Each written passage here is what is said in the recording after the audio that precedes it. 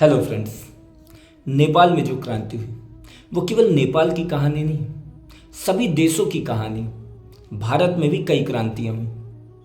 आज़ादी से पहले तो अनगिनत क्रांति और आज़ादी के बाद भी कई जन आंदोलन हुए, जिसमें 70 से 80 के दशक में जयप्रकाश नारायण जी के द्वारा शुरू की गई संपूर्ण क्रांति।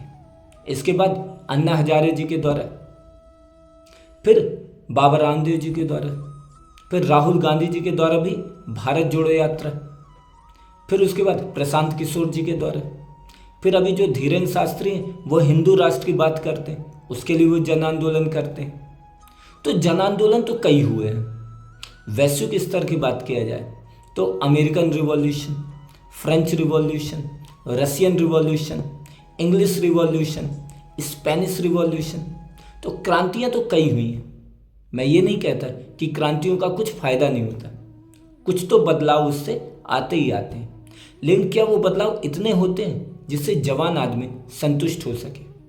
मेरे ख्याल से 100th भाग भी नहीं है। क्यों नहीं होते हैं? और राजा, नेता, तानाशाह एक प्रकार से हंस रहे होते हैं, बोल रहे होते हैं कि कर लो अपनी मांग।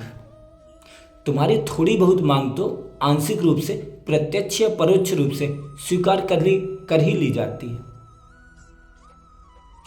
और यही क्रांतियों की त्रासदी भी है कि आप बाहरी तौर पर देखोगे तो बोलोगे कुछ तो मांग कम से कम मानी ही गई है, लेकिन इससे कुछ फायदा नहीं होता है।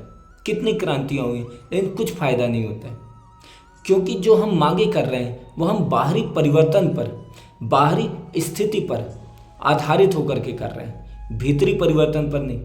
यही कारण है कि मांगे कोई बहुत ज़्यादा बदलाव नहीं ला पाती हैं।